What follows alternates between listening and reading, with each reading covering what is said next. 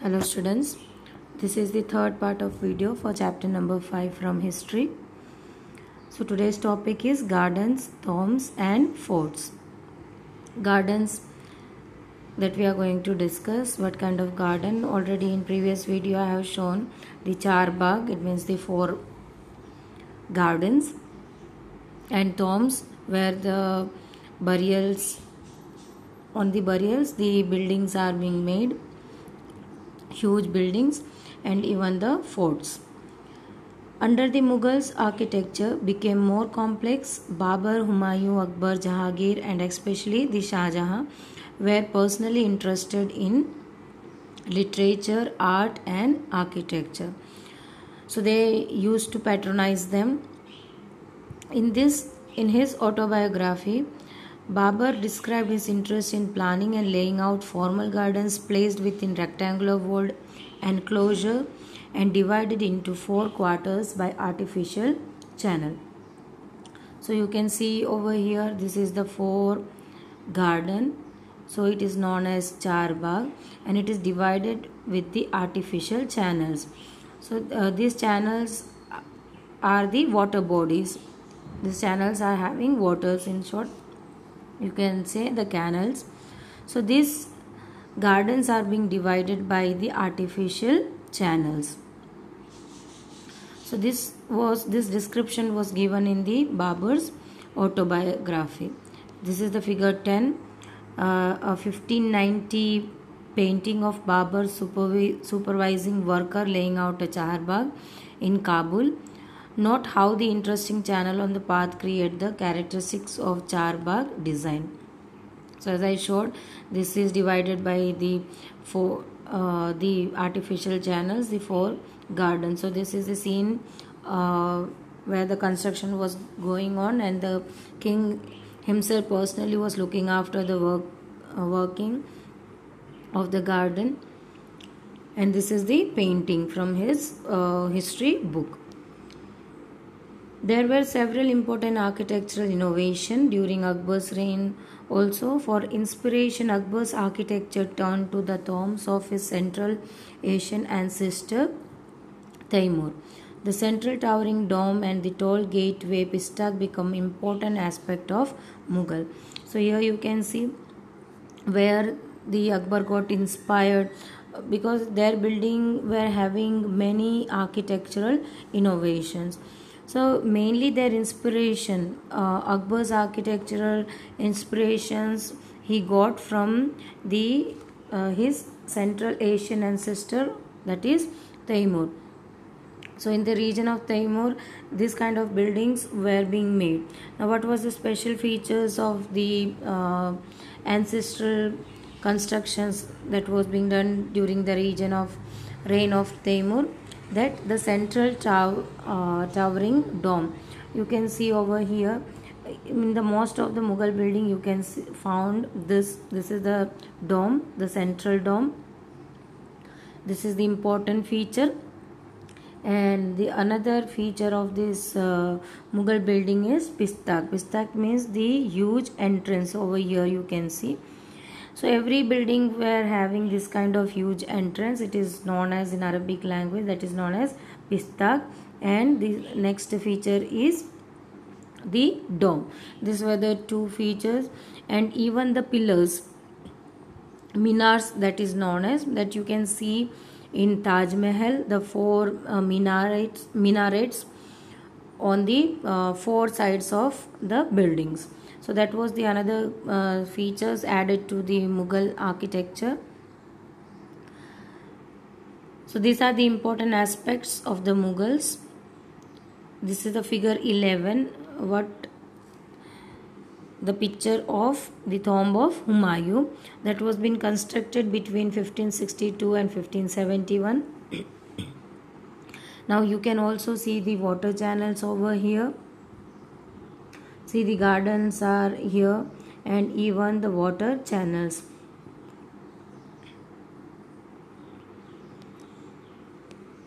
The next we are having is Mughal architecture you can see this kind of, that is the dome shape architectural and the pista, that is firstly visible in the Humayun's tomb, as we have seen the figure 11. The tomb was placed in the center of huge formal char bagh. So where this tomb is placed? In the center of the char bagh, and built in the tradition known as 8 paradise or Hashta Bihist. Now what is 8 paradise or Hashta Bihist? It means a central hall that is surrounded by the 8 rooms. So in the center the burial is kept of Humayun, and surrounding the burial there are 8 rooms. This is the main construction, and the main construction is in the center, and again it is surrounded by the 4 gardens or char bagh. So the building was constructed with red sandstone edged with white marble. So in the when this construction was going on, in the beginning of the construction by the Mughal, their building were mainly constructed by the red sandstone. The usage of red sandstone was more. Then to this building a special thing was being added, that was been white marble, but it is added to the edges of the building only. So it is not fully made by white marble, it is fully made by the red sandstone and edges with the white marble. You can see the figure 12, the throne balcony in the Diwan-i-Am in Delhi, completed in 1648. Now what is Diwan-i-Am? This also you have learnt in the previous chapter. Diwan-i-Am, the hall mainly where the ruler used to sit on the throne, as you can see over here at the top. This throne is kept in heighted because the rulers always sit on the top position, and generally the people used to stand in front of him. So this is the throne they used to build, and here the ruler sits, and here the people stands in front of him. So Diwan-i-Am means the people come up with their problem to discuss it with the ruler, and the rulers used to sort out them. And Diwan-i-Khas, this is the other aspect, that the only ministerial group are allowed to meet the rulers. So there are 2 kind of meeting. One is Diwan-i-Am, where the common people used to come and visit the rulers to sort out their problem, and nextly the Diwan-i-Khas on the ministerial, only the ministerial group used to meet the rulers. It was during Shah Jahan's reign that the different elements of Mughal architecture were fused together in a grand harmonious synthesis. His reign witnessed a huge amount of construction activity, especially in Agra and Delhi. The ceremonial hall of public and private audience, as I said, Diwan-i-Khas or Am, were carefully planned. Placed within a large courtyard, these courts were also described as Chilhil Sutan or 40-pillared hall. So during the Shah Jahan's reign, different elements of Mughal architectures were fused together. So huge amount of construction you can see in the period of Shah Jahan when he was ruling, and especially his construction work were done mainly in Agra and as well as Delhi. So many ceremonial halls were also built up, that was for public and private. Public means Diwan-i-Am and private means Diwan-i-Khas for the ministerial group, and Diwan-i-Am for the common people. Now these were well planned, and this placed within a large courtyard.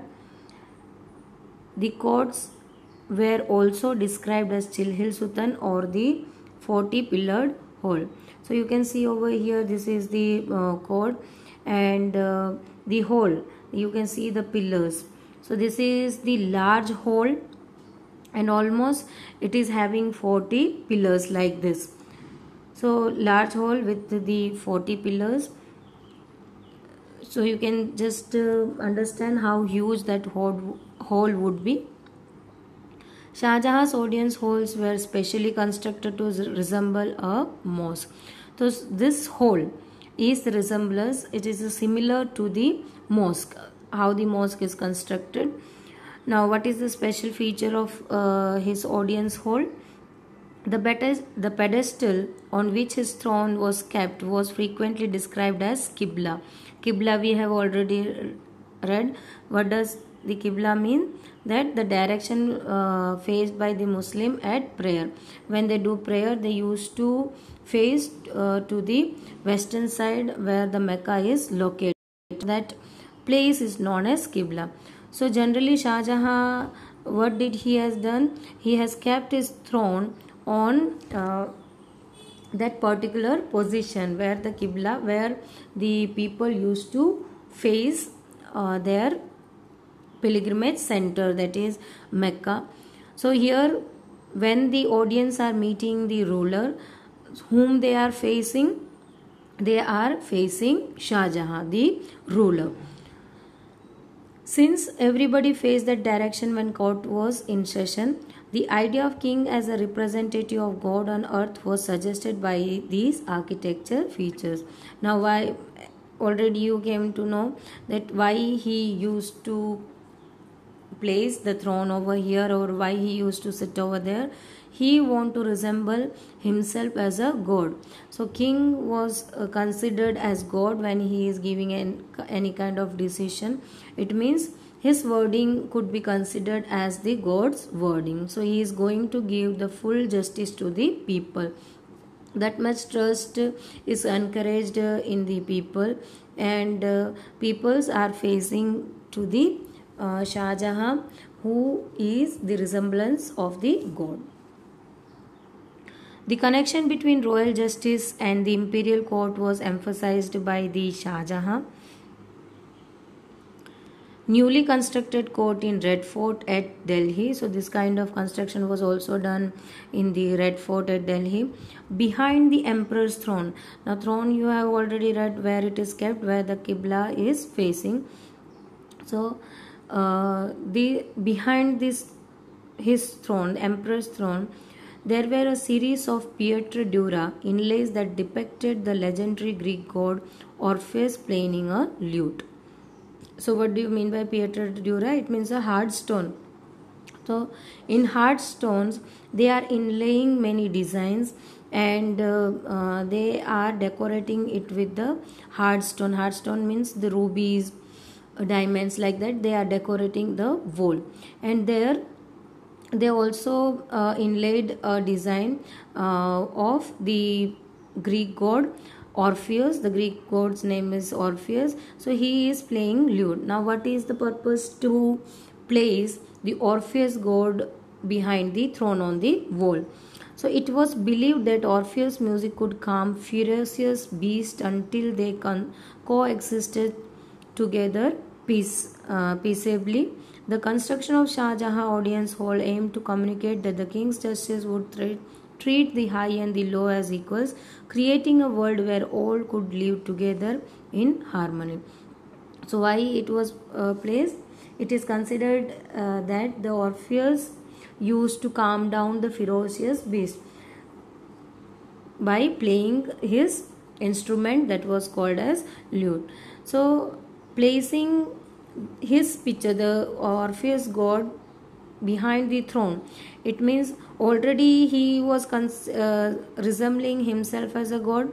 Then he placed the Orpheus god in the behind the throne. So what does he want to show? That he is having that power, that he can control whatever the greatest problem is coming in front of him. He can calm down everyone and can give away a justice to each and everyone, whether he is coming from the higher group or from the lower group. So for him, the ministers and the common people, his own subjects, are common in front of him. Nobody is having nobody is given a special priority. So everyone in front of the ruler or Shah Jahan, they are similar, they are common when he is giving away the justice. So in short, he resembled himself as a god, and again he was having that power that he can give away the justice in a proper way by the blessings of, you can say, the power got by the Orpheus god. So his mind is as calm as the god. In earlier years of his reign, Shah Jahan capital was at Agra, a city where the nobility had constructed their homes on the banks of river Yamuna.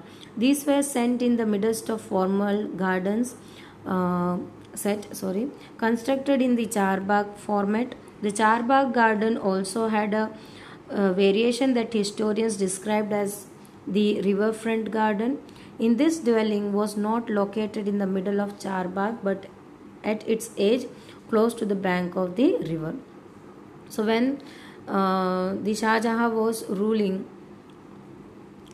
and his capital was at Agra, so early years of his ruling and his capital was in Agra, so there nobility had constructed their homes were nearby the bank of the river of Yamuna.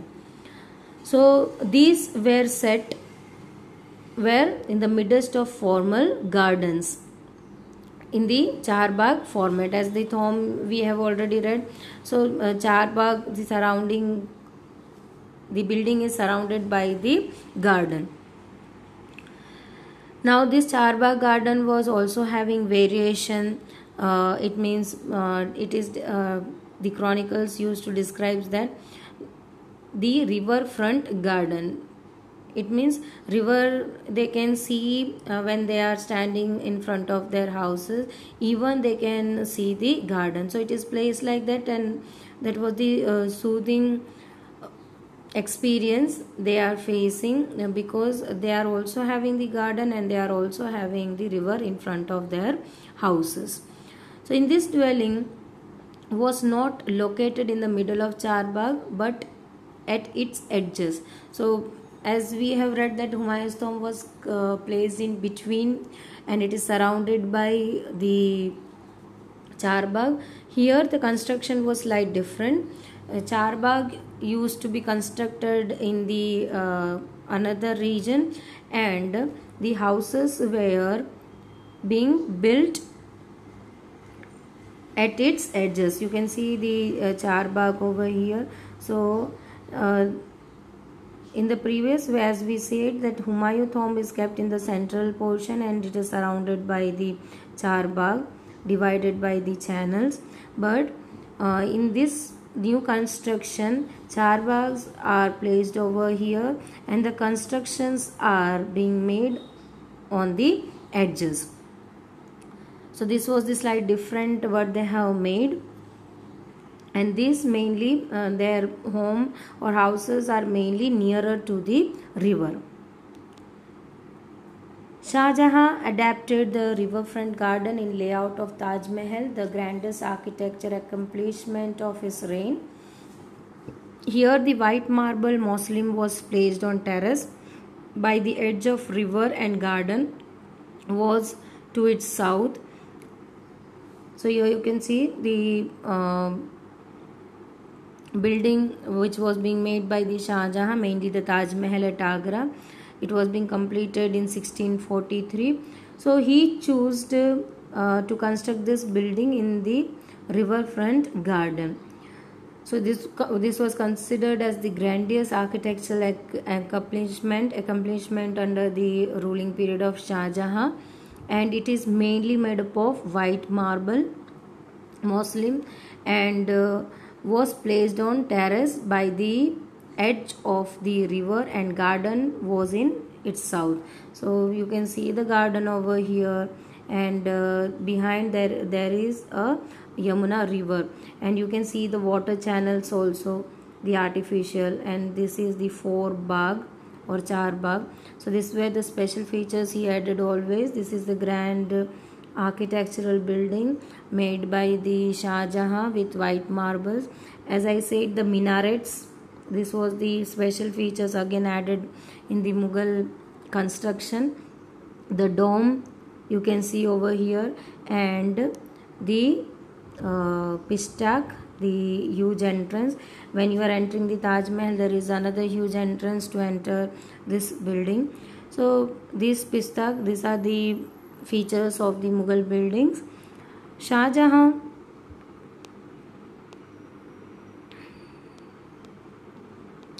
wait a minute.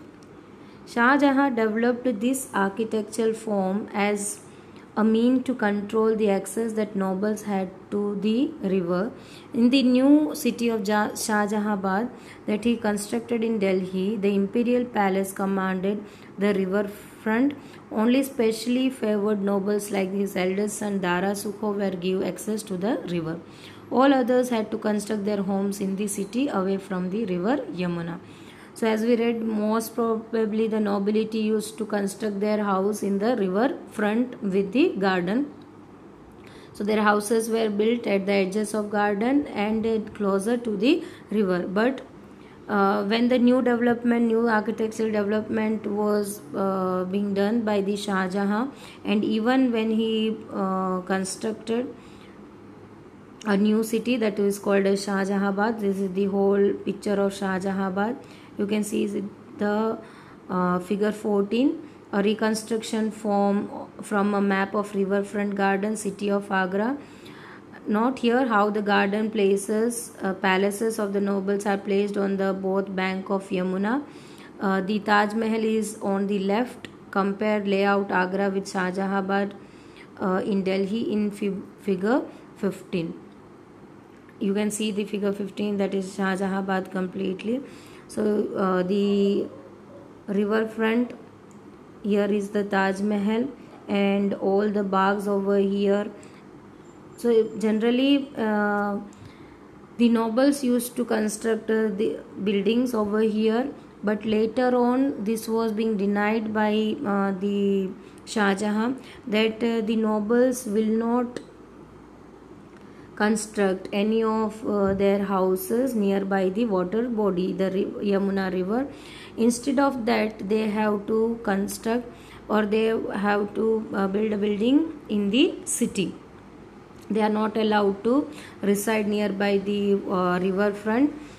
Only a few were allowed, like the favored nobles, which are being liked by the Shah Jahan. Like here the example is given.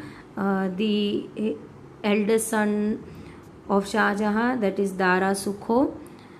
So he was given the access to river. He can live. He can construct a building. He can live over there. All other has to construct this homes in the city away from the river Yamuna. So till here, in the next video we will learn about the interesting fact of this Taj Mahal. Till then, stay tuned. Thank you.